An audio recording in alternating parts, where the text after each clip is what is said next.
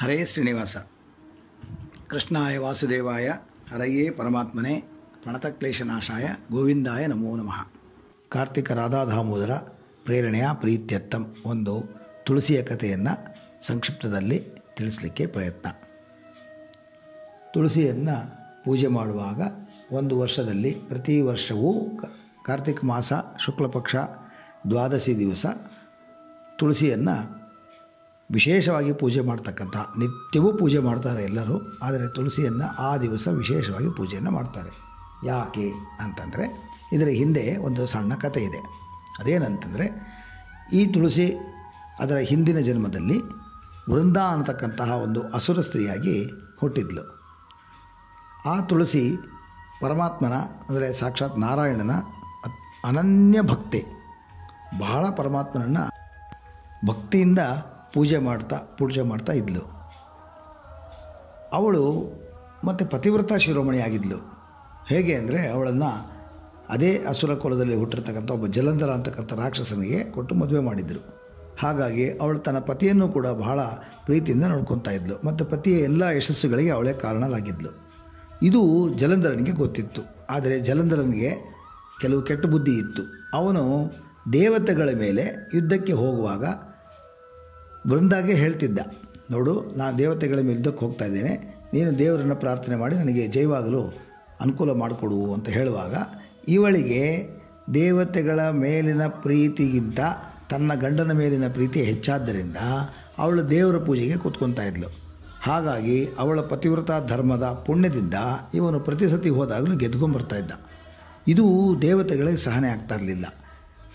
ದೇವರನ್ನೇ ನಂಬಿ ಪರಮಾತ್ಮನನ್ನೇ ಪೂಜೆ ಮಾಡ್ತಕ್ಕಂತಹ ವೃಂದ ಅವನ ಪತಿಗೆ ಸಹಾಯ ಮಾಡೋದರಿಂದ ದೇವತೆಗಳು ಸೋಲ್ತಾಯಿದ್ರು. ಮತ್ತು ಅವನನ್ನು ಕೊಲ್ಲಿಕ್ಕೆ ಸಾಧ್ಯವಾಗ್ತಾ ಇರಲಿಲ್ಲ, ಅವನ ಮೇಲೆ ವಿಜಯ ಸಾಧಿಸಲಿಕ್ಕೆ ಸಾಧ್ಯವಾಗ್ತಾ ಇರಲಿಲ್ಲ. ಹಾಗಾಗಿ ದೇವತೆಗಳೆಲ್ಲ ಒಂದು ಸತಿ ವಿಷ್ಣು ಹತ್ರ ಹೋಗಿ, ಪರಮಾತ್ಮ, ಹೇಗಾದರೂ ಮಾಡಿ ಜಲಂಧರನ್ನು ನಾವು ಸೋಲಿಸಬೇಕು ಅಂತಂದರೆ ನಿನ್ನ ಸಹಾಯ ಇಲ್ಲದೆ ಸಾಧ್ಯವಿಲ್ಲ, ನೀನೇ ಅದಕ್ಕೆ ಅಡ್ಡಿ ಬರ್ತಾ ಇದೆಯಾ, ಆದ್ದರಿಂದ ನೀನು ಹೇಗಾದರೂ ಮಾಡಿ ಬೃಂದಾನ ತಳಿಬೇಕು ಅಂತ. ಹಾಗಾದರೆ ನಾನು ಏನಾದರೂ ಮಾಡ್ತೇನೆ, ನೀವು ಯುದ್ಧಕ್ಕೆ ಅವ್ರನ್ನ ಆಹ್ವಾನ ಮಾಡಿರಿ, ನಾನು ಈ ಸತಿ ವೃಂದಾಳಿಗೆ ಹೇಳಿ ಅವಳು ಪೂಜೆ ಮಾಡದೇ ಇರೋ ಹಾಗೆ ಪ್ರಯತ್ನ ಮಾಡ್ತೀನಿ ಅಂತ ಪರಮಾತ್ಮ ಸಾಕ್ಷಾತ್ ವೃಂದಾಳ ಮನೆಗೆ ಬರ್ತಾನೆ.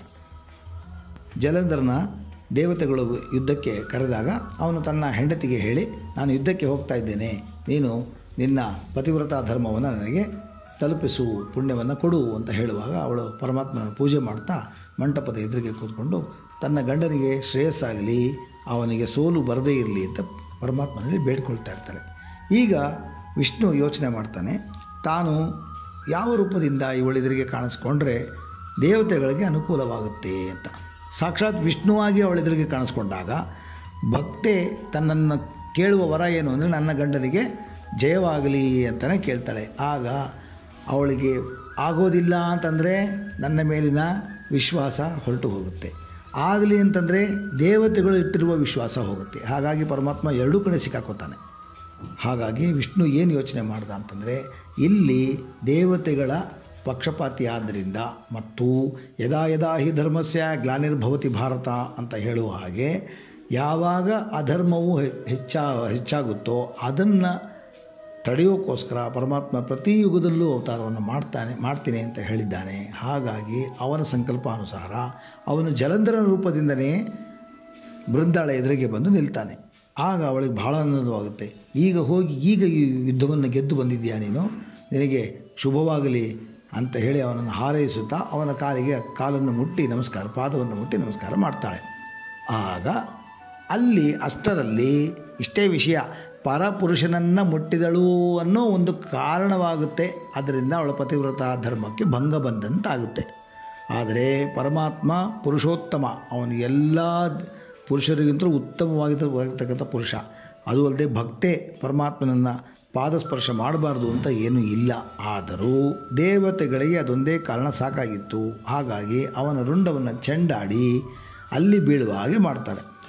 ಅವನ ರುಂಡ ಅವಳ ಹತ್ತಿರ ಬಿದ್ದಾಗ ಅವಳದನ್ನು ನೋಡಿ ಬಹಳ ದುಃಖಿತಳಾಗಿ, ಹಾಗಾದರೆ ಇಲ್ಲಿ ಬಂದಿರತಕ್ಕಂಥ ಜಲಂಧರ ಯಾರು ಅಂತ ನೋಡುವಾಗ ಸಾಕ್ಷಾತ್ ನಾರಾಯಣ ತನ್ನ ರೂಪವನ್ನು ತೋರಿಸ್ತಾನೆ.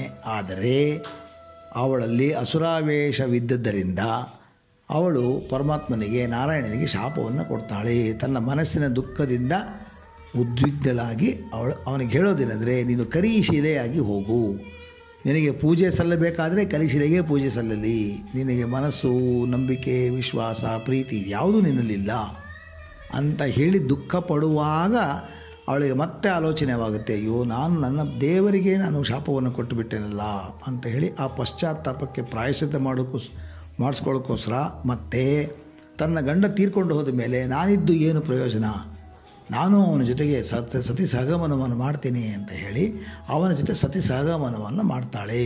ತಾನು ಚಿತೆಯಲ್ಲಿ ಅವನ ಜೊತೆಗೆ ಅವಸಾನವನ್ನು ಅಂದರೆ ಆತ್ಮಹತ್ಯೆಯನ್ನು ಮಾಡ್ಕೋತಾಳೆ. ಆಗ ಪರಮಾತ್ಮ ಅವಳಿಗೆ ವರವನ್ನು ಕೊಡ್ತಾನೆ. ಅವಳು ಮುಂದಿನ ಜನ್ಮದಲ್ಲಿ ತುಳಸಿಯಾಗಿ ಅಲ್ಲಿ ಒಂದು ತುಳಸಿಯ ಗಿಡವಾಗಿ ಅವಳು ರೂಪಾಂತರಗೊಂಡು ಮುಂದೆ ತುಳಸಿ ಗಿಡ ಅಲ್ಲಿ ಬೆಳೆಯುತ್ತೆ.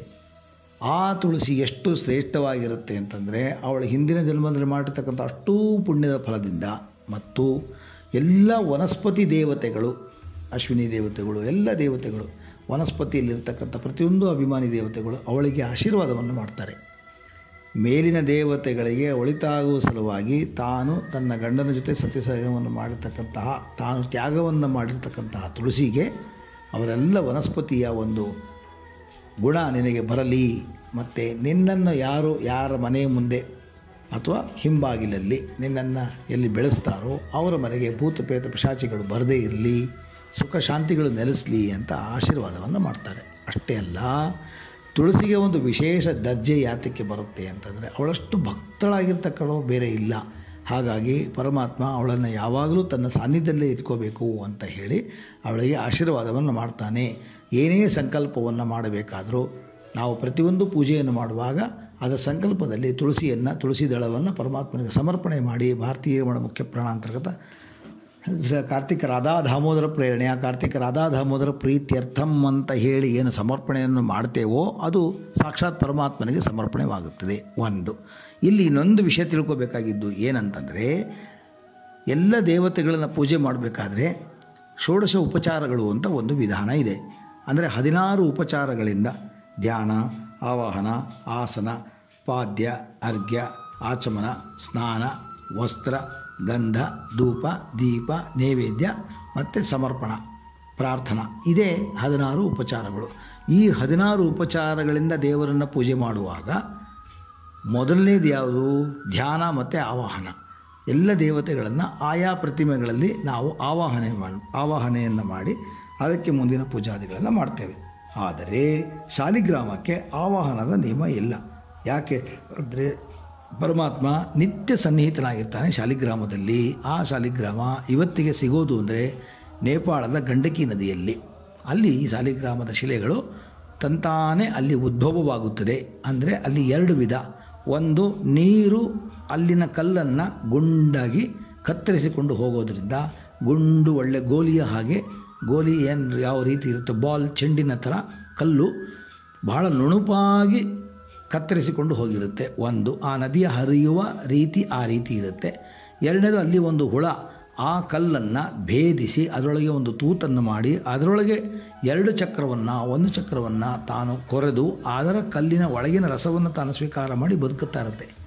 ಹಾಗಾಗಿ ಶಾಲಿಗ್ರಾಮವನ್ನು ನೋಡುವಾಗ ಅದರಲ್ಲಿ ಮೇಲೆ ಮತ್ತು ಕೆಳಗೆ 2 ಚಕ್ರಗಳಿದ್ದರೆ ನರಸಿಂಹ ಶಾಲಿಗ್ರಾಮ ಅಂತಲೂ, ಒಂದೇ ಚಕ್ರ ಇದ್ದರೆ ವಾಸುದೇವ ಶಾಲಿಗ್ರಾಮ ಅಂತ, ಹೀಗೆ ಎಷ್ಟು ಚಕ್ರಗಳಿದೆ ಹಯಗ್ರೀವ ಶಾಲಿಗ್ರಾಮ ಅಂದರೆ ಜಾಸ್ತಿ ದೊಡ್ಡದಾಗಿ ಬಾಯಿ ಓಪನ್ ಆಗಿದ್ದರೆ ಅದನ್ನು ಹಯಗ್ರೀವ ಶಾಲಿಗ್ರಾಮ ಅಂತ, ಹೀಗೆ ಶಾಲಿಗ್ರಾಮದ ವಿಶೇಷವಾಗಿ ಬೇರೆ ಬೇರೆ ಬೇರೆ ಬೇರೆ ಶಾಲಿಗ್ರಾಮದ ಹೆಸರುಗಳನ್ನು ಇಟ್ಟು ಅದನ್ನು ತಿಳಿಯುವ ಒಂದು ವಿಧಾನ ಇದೆ. ಮತ್ತು ಶಾಲಿಗ್ರಾಮ ಪೂಜೆ ಅನ್ನೋದು ಅತ್ಯಂತ ಶ್ರೇಷ್ಠವಾದ ಪೂಜೆ. ಆ ಪೂಜೆಗಿಂತ ಮಿಗಿಲಾದ ಪೂಜೆ ಮತ್ತೊಂದಿಲ್ಲ. ಎಲ್ಲರ ಮನೆಯಲ್ಲಿ ಶಾಲಿಗ್ರಾಮ ಇರಬೇಕು. ಆದರೆ ವ್ರತ ನಿಯಮಗಳು ಚೆನ್ನಾಗಿ ಮಾಡಬೇಕು, ಮಡಿಯಿಂದ ಪೂಜೆಯನ್ನು ಮಾಡಬೇಕು, ಅದಕ್ಕೆ ಅನ್ನ ನೈವೇದ್ಯಗಳು ಇರಬೇಕು. ಇದೆಲ್ಲ ಇರೋದರಿಂದ ಶಾಲಿಗ್ರಾಮ ಎಲ್ಲೆಲ್ಲಿದೆ ಅಲ್ಲಿ ಪರಮಾತ್ಮ ನಿತ್ಯ ಸನ್ನಿಹಿತನಾಗಿರ್ತಾನೆ ಅಂತ ಒಂದು ದೊಡ್ಡ ನಂಬಿಕೆ. ಇದು ಶಾಸ್ತ್ರದ ಉಲ್ಲೇಖ ಕೂಡ. ಹಾಗಾಗಿ ಒಲ್ಲನೋ ಹರಿ ಕೊಳ್ಳನೋ ಎಲ್ಲ ಸಾಧನೆಗಳಿದ್ದು ತುಳಸಿ ಇಲ್ಲದ ಪೂಜೆ ಹರಿ ಒಲ್ಲನೋ ಅಂತ. ಅಂದರೆ ಎಲ್ಲ ಸಾಧನೆಗಳಿದ್ದರೂ ಕೂಡ ತುಳಸಿ ಇಲ್ಲದೆ ನಾವು ಏನೇ ಸಂಕಲ್ಪವನ್ನು ಮಾಡಿದರೂ ಅದು ವ್ಯರ್ಥ. ತುಳಸಿ ಸಹಿತವಾಗಿ ನಾವು ಮಾಡಬೇಕು.